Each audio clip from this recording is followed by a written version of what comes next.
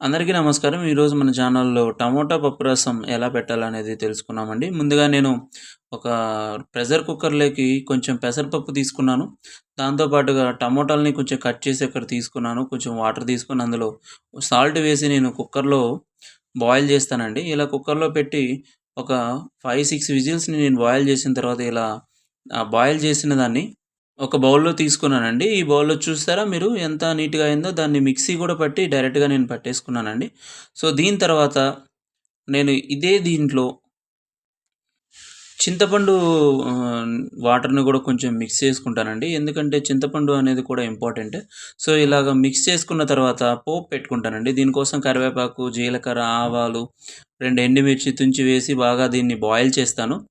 So, ఇలా boil చేసేటప్పుడు నీట్‌గా గరిటె సహాయంతో తిప్పాలండి. ఎందుకంటే బాయిల్ చేసేటప్పుడు మనం కొంచెం కింద మాడకుండా చూసుకోవాలి. దాంతో పాటు ఆహ్, జీలకర్ర, తెల్లుల్లిపాయ, మిరియాలు కూడా కొంచెం దంచి ఇందులో వేస్తానండి.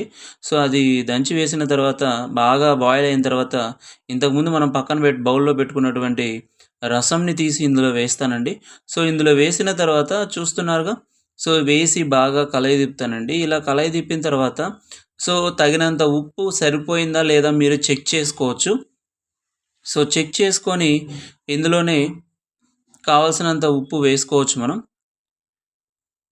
సో, మనకు సరిపోయేంత ఉప్పు వేసుకుంటాము. బాగా కలయదిప్పుకుంటాము. రసంలో క్వాంటిటీ అనేది కూడా మనకు కావాల్సినంత దీంట్లో మీరు అనుకోవచ్చు కారప్పొడి, ధనియా పొడి ఇవేమి ఎయలేదని. నేను ఏదైతే మిక్సీ పట్టకముందే పట్టిన తర్వాత ఆ వాటర్‌లోనే కొంచెం కారప్పొడి, కొంచెం ధనియా పొడి అంటే దానికి తగ్గట్టుగా కొంచెం అన్నీ వేసి నేను కలయి తిప్పేసి ఇలా రసం చేసేసానండి.